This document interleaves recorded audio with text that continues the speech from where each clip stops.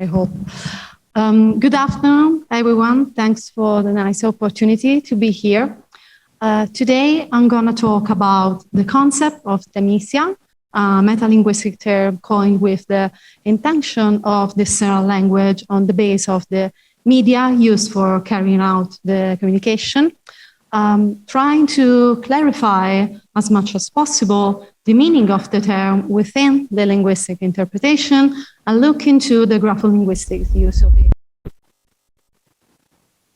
The aim of this talk is indeed to redefine the concept of demesia and applying it to rhetoric system variation.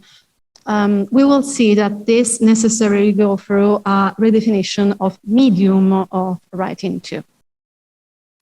The current classificatory model used in social linguistics, especially in European studies, is due to the linguist Leif Flidal, who introduced the terms diastratia and diatopy, and the linguist Eugenio Coserio, who, adding the technicism diaphasia to the previous two, elaborated a taxonomy consists of mutual referring technicism forming a structured and cohesive system. Coserio reunited the neologism coined by Flidal and the concepts of variety and dia system proposed by Uriel Weyrech.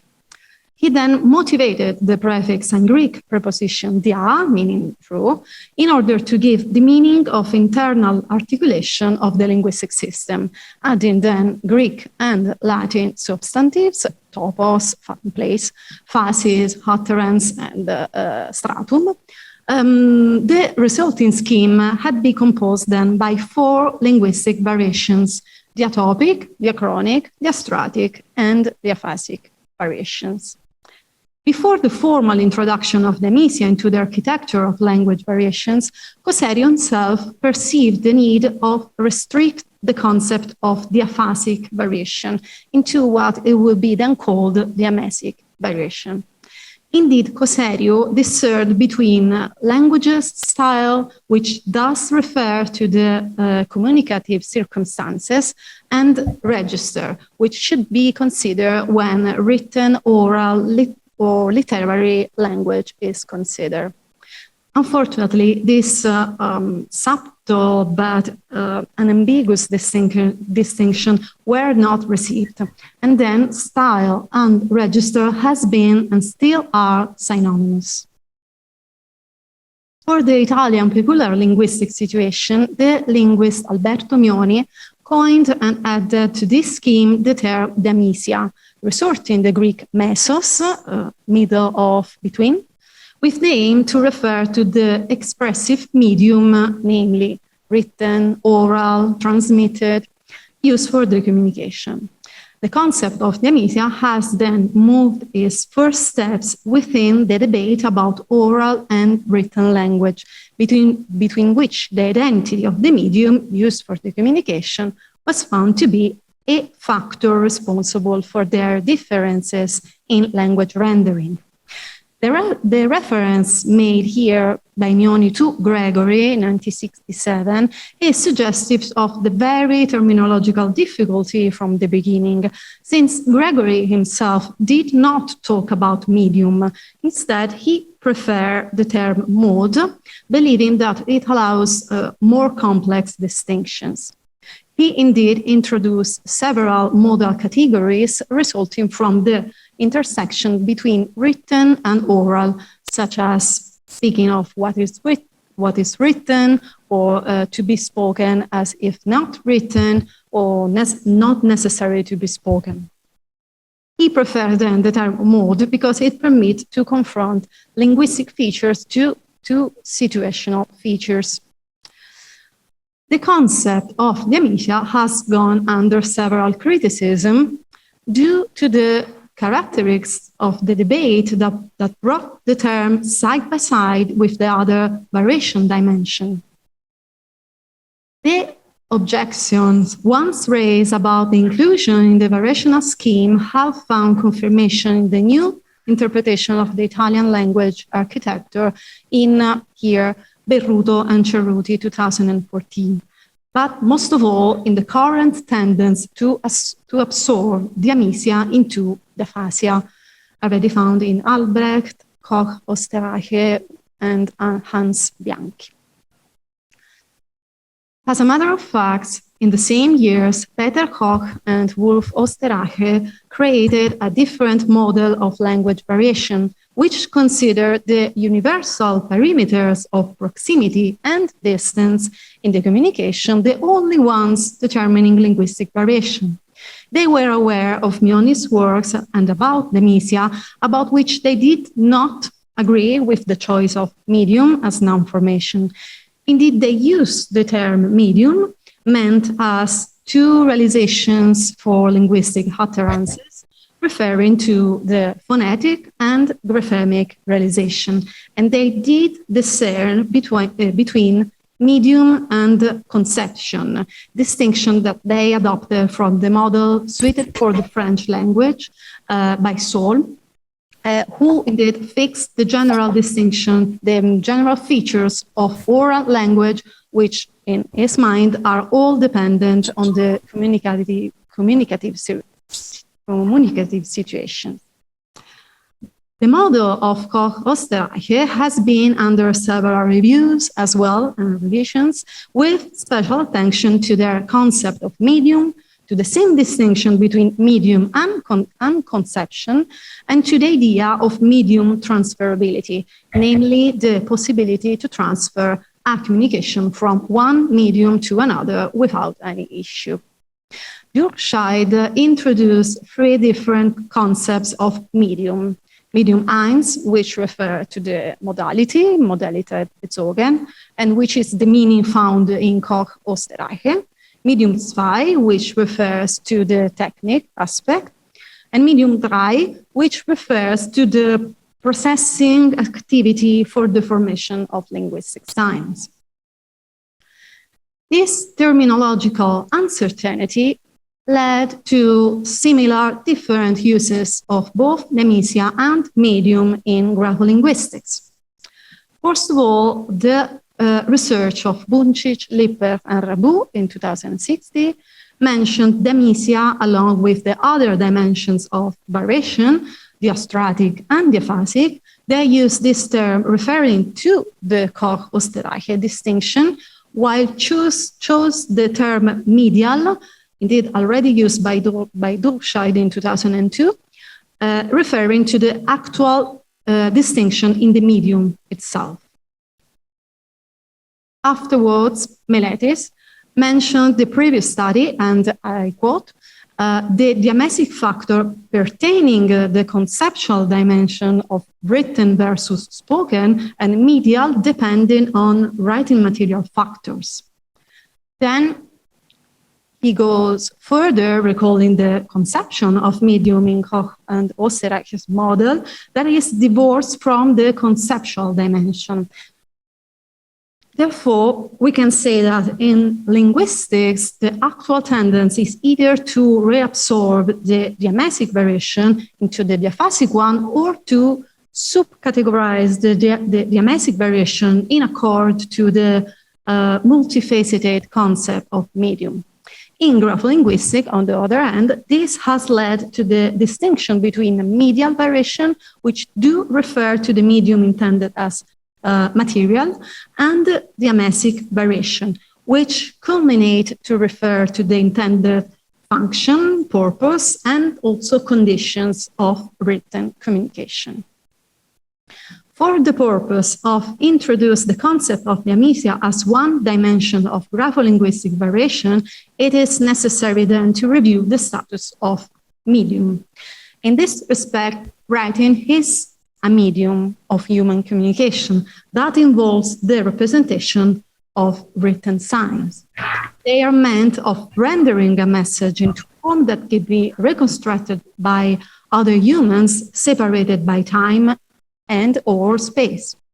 Hence, writing has media for itself while being a medium for language.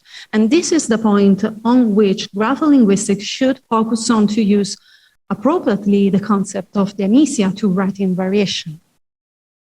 Therefore, as I stated in the first place. Now we can see that the main issue about diamesia is its noun formation, mesia, medium. In grapholinguistics, the concept of writing as medium has been defined due to its nature as realization of language, referring to its materiality. This kind of interpretation seems indeed to focus on the material aspect of medium, and it was before defined as medial or medium zwei. Here we shall go deeper and include the writing surface and the writing bearing object, and since they are all place and time related, also the relations between them and the context of storage and display. This interpretation of medium helped to understand how material technologies both constrain and enable writing, and that objects of or with writing are themselves constitutive of meanings due to the impact of materiality on human perception. For instance, we can see the case of cuneiform script that had been wherever used and for whatsoever languages deeply linked to the clay tablet as bearing object. The tablet in this case has been the common denominator in the spread of cuneiform script and the major medium due to the material, the clay, that was common in these areas, but also to the easily preservable and portable format and to the established link between the tablet, and the bureaucracy. The inscriptions on stone, on the other hand, had played an important role as well due to their context of display and intended function, which was not to be actually read, but to express the power of the elites. Here, the medial variation, then, to use the actual terminology, led to the diamesic variation, since it refers to situational features. Another important aspect of the materiality of writing supports relates to their likelihood of preservation and survival, both in ancient times and down to the present day. Here we can admire this text that reads, let me read the tablets in the presence of the king, my lord, and let me put down them whatever is agreeable to the king, whatever is not acceptable to the king, I shall remove from them. The tablet I'm speaking about are worth preserving until far-off days. Moreover, we have seen that the written language has been interpreted as mode of transmission and production, I say, for communication. Applying this to writing itself means assuming medium as mode of transmission for writing. This point is relevant for the diachronic perspective of writing variation, since tracing back the evolution of written signs, we notice that they have been under the influence of several factors, some that are due to their physical forms, to the physical forms of the carrying object, and to the physical forms of the tool implied. This kind of interpretation of medium can then point out to the graphic features concerning material aspects of medium that influence the writing process. Indeed, signs shapes, once are recognized in their signified meanings, become increasingly subject to forces related to movement and perception that change characters written by hand. These forces include the so-called biomechanics of production, so the use of hand, arms, as well head, that affects how objects used for writing are held, which Overman here, including the forces related to the movement and perception, change characters. For instance, in the proto-cuneiform script, namely the archaic signs attested in Uruk IV and Uruk III period, it can be observed two general tendencies. First, the pictographic signs of Uruk IV become increasingly abstract in Rook 3, as the round and incise strokes are replaced with straight and impressed lines. And second, lines orientation are chosen instead of others, since they allow a more natural flow of the cuneus. Ah, je suis apparu comme Fatima, Zahra Driss. Donc oui, c'est pour ça que Target a ce Ben oui. Bon. Non, pas du tout. Est-ce que je peux apparaître sur Zoom?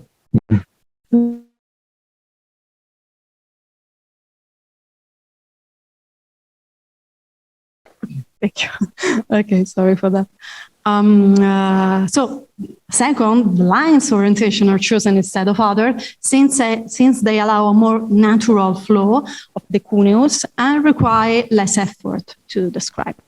The motivation of both graphemic variation then is to minimize the effort to produce writing and make it more efficient. This lies ultimately to the nature, material and functional of the medium. Here you can see two tablets. The first one on the left from Rook 4, and where the sign U4, named U4 in the green circle, consists of two curved lines, and the second tablets from Rook 3, where the same sign consists of 4 straight lines that can be written more swiftly and with less effort. It was thus the more efficient use of the tools that forced elements that make up signs into their wedge-like shapes, taking on the characteristic angular form.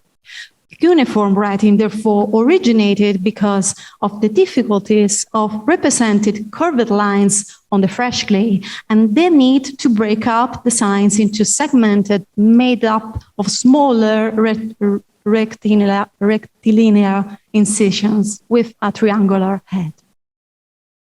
Lastly, writing has been also seen as a modality of language, written language. Applying this to writing itself means assuming medium as modality of rendering writing, it as written language. The modality is, and I quote here, what the particular physical means by which here an alphabet is executed and received. And it is related both to the process of coding and decoding the message meant to convey and to the audience and recipient intended to reach with it. Going back to the cuneiform example, we have seen those physical constraints due to the support and the tool are key factors for the graphemic change of the script. The law of least effort, or zip law, points indeed to the same direction. Notwithstanding, with writing, there are more features to be considered. In the case, for instance, of Egyptian scripts, the time investment was an important concern as well, given the mere development of cursive scripts than hieroglyphs. The purpose of this was to make coding easier and quicker than what was possible with hieroglyphs. However, writing speed became inversely proportional to legibility, factor that is directly related to the intended readership. The larger intended readership, the more easily readable the script has to be. Indeed, after demotic was introduced, scribe had to learn it daily and first then the others, as here Clement of Alexandria shows us. Therefore, in the later periods of Egyptian writing history, scribes had to take into consideration the intended readership to determine the reading capability and then to choose which script use. A clear example in the acronic variation is the Ptolemaic sacerdotal decrees, which are engraved on stone in hieroglyphs, Demotic, and Greek.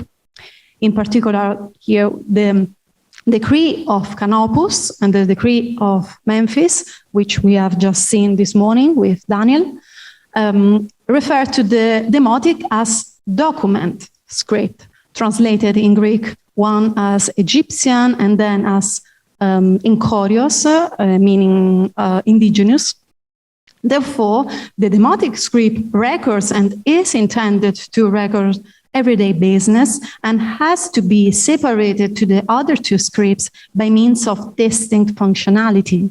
This means that the nature of the medium, conceiving its material constraints, influenced the diachronic evolution of Egyptian scripts alongside with the purpose of the same script, which changed depending upon the intended subject of written communication and intended readership of it.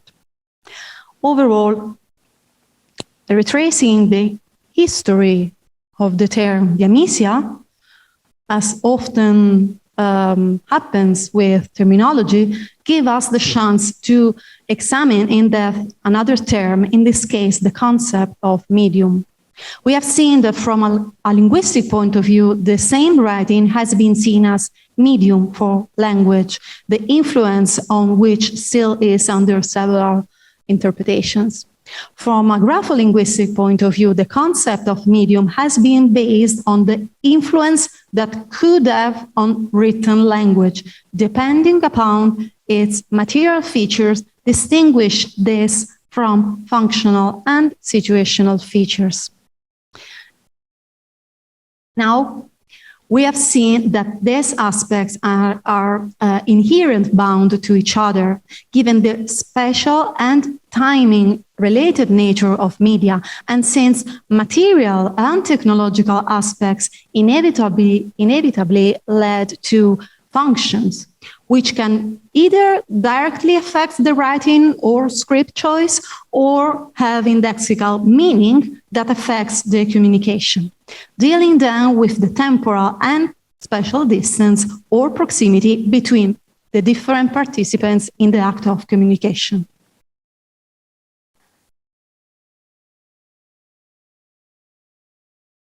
Thank you. Thank you, Sveva. Any questions from the audience?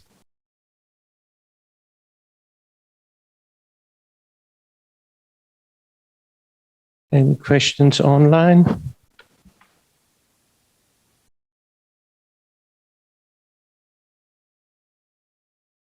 No questions. So thank you very much. Thank you.